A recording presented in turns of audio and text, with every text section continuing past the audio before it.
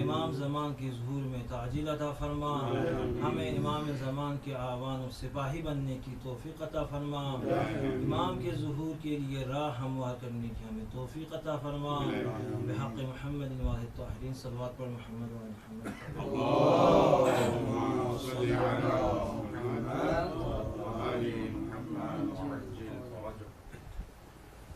کربلا کے حوالے سے اب تک مختلف اور متعدد بہت ساری کتابیں لکھی جا چکی ہیں کربلا کے علل اور اسباب کے حوالے سے، کربلا کے دروس کے حوالے سے، کربلا کے پیغامات کے حوالے سے، کربلا کے آثار اور برکات کے حوالے سے مختلف کتابیں سامنے آئی ہیں، اور نہیں معلوم اس عظیم دانشگاہ کے حوالے سے کتنی کتابیں لکھی جائیں گی۔ میں صرف کربلا کے کچھ پیغامات میں سے ایک پیغام کی طرف، کربلا کے اس عظیم دانشگاہ سے ایک پیغام کی طرف اشارہ کر کے آپ کے ذہنات تمام کروں گا۔ اس بار دیگر صلوات پر محمد و آل محمد۔ اللهم صل على محمد وآل محمد۔ کربلا ایک عظیم درسگاہ ہے، عظیم دانشگاہ ہے، مختلف پیغامات ہیں، اعتقادی پیغامات دانشگاہ کربلا میں پائے جاتے ہیں، سیاسی پیغامات اسی دانشگاہ میں پائے جاتے ہیں، عرفانی پیغامات، اخلاقی پیغامات، توحید کا پیغام آپ کو کہاں سے ملے گا؟ دانشگاہ کربلا میں۔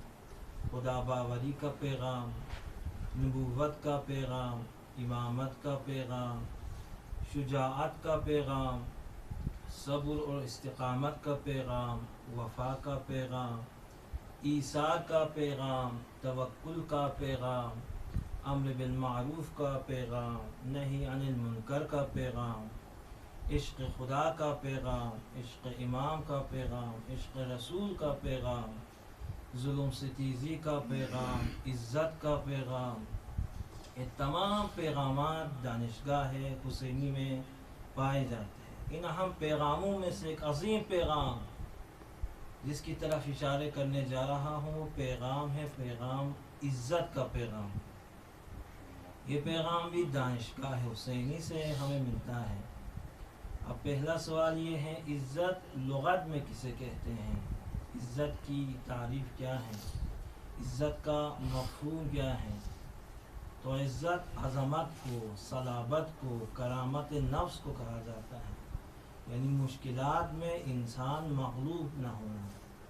جس طرح راغب اصفہانی نے مفردات میں بیان کیا کہ عزت یعنی اس حالت کو کہا جاتا ہے جس حالت کی وجہ سے انسان مغلوب نہیں ہوتا ہے۔ جس طرح سخت زمین اور دشوار زمین کو عزاز کہا جاتا ہے، کیوں؟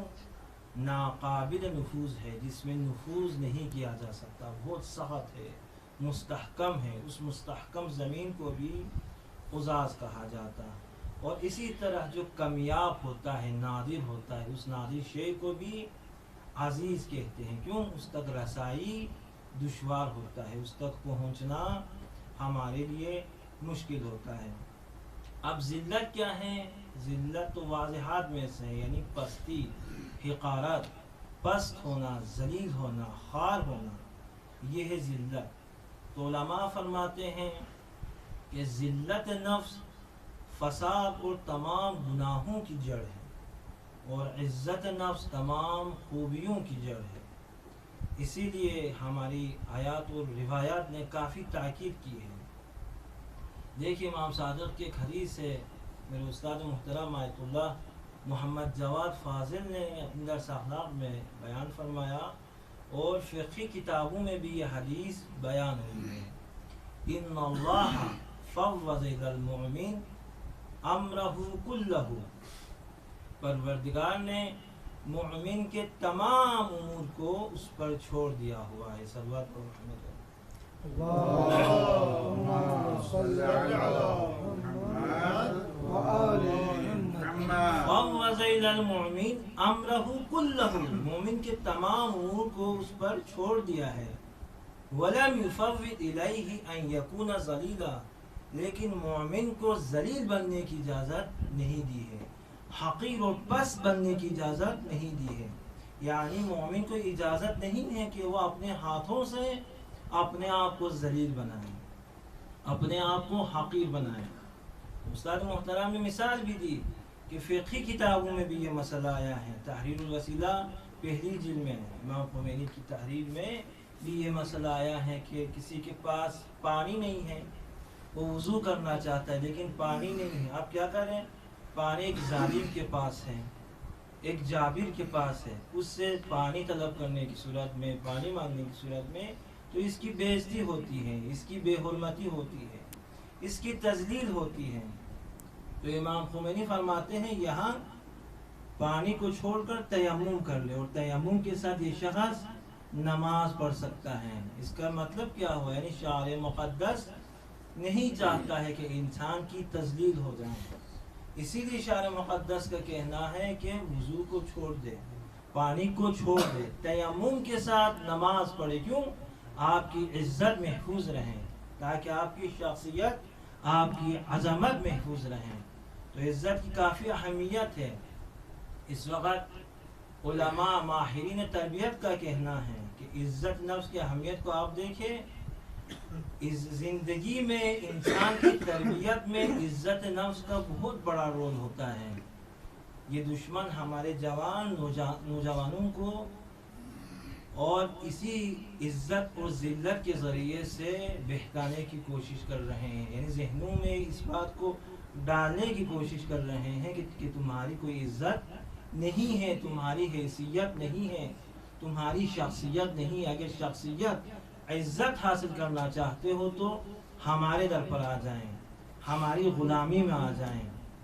ہم آپ کو عزت دے دیں گے، ہم آپ کو طاقت دے دیں گے، ہم آپ کو اسلحہ دے دیں گے، ہم آپ کو اقتدار دے دیں گے. تو ہمارے در پر آ جائیں. تمام میادین میں، سیاسی میادین میں، اقتصادی میدانوں میں، اجتماعی، علمی، ہر حوالے سے ہمیں غلام بنانے کی کوشش کرتے ہیں، ذلیل ذہنی طور پر ہمیں ذلیل بنانے کی کوشش کرتے ہیں. یہ روش سلاطین کی روش ہے. یعنی سلاطین نے اسی طریقے سے لوگوں پر حکومت کی ہے، یعنی لوگوں کو ذہنی طور پر غلام بنایا ہے، ذہنی طور پر انہیں ذلیل بنایا ہے، اس کے بعد ان پر حکومت کی ہے. یعنی ان کو منوایا ہے تمہاری حیثیت نہیں ہے، تم پست قوم ہو. جب انہوں نے اس بات کو مان لیا کہ ہم پست ہیں، ہم ذلیل ہیں، ہماری کوئی حیثیت نہیں ہے، جب اس بات کو مان لیا تو سلاطین نے ان پر حکومت کی ہے. صلوات پر محمد و محمد.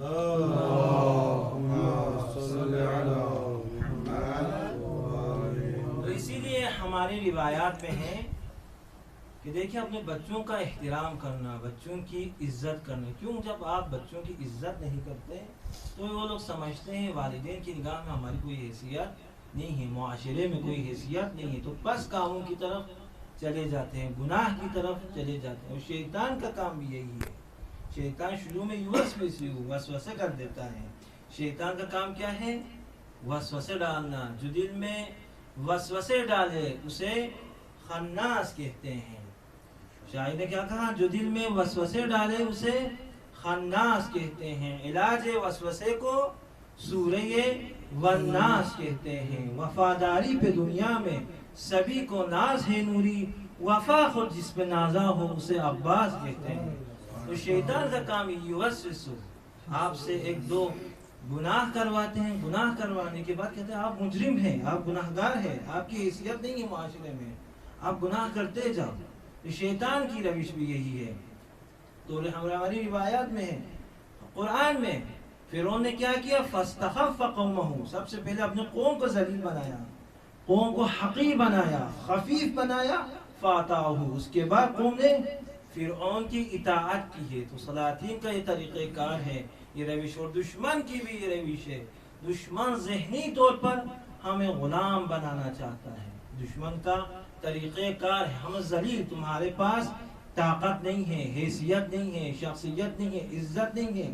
اگر مستحکم ہونا چاہتے ہو، اگر عزت مند ہونا چاہتے ہو تو ہمارے در پر آنا ہوگا اور ہماری غلامی میں آنا ہوگا. لیکن ہم جانتے ہیں عزت دشمن کے پاس نہیں ہے، عزت کافروں کے پاس نہیں ہے، للہ عزت اللہ کے پاس ہے، ولی رسول ہی ولی مومنین، مومنین کے پاس عزت ہے، اللہ کے پاس عزت ہے، رسول کے پاس عزت ہے۔ یہ کافرین فاقد شیء ہے، اور فاقد شیء آپ جانتے ہیں معطی شیء نہیں بن سکتا کہ میرے پاس پیسے نہیں ہیں میں آپ کو کچھ نہیں دے سکتا، میں خود فاقد ہوں، اب کیسے معطی بن سکتا ہوں؟ فاقد شیء معطی شیء نہیں بن سکتا۔ تو دشمن کے پاس عزت نہیں ہے، عزت کس کے پاس ہے؟ اللہ کے پاس ہے۔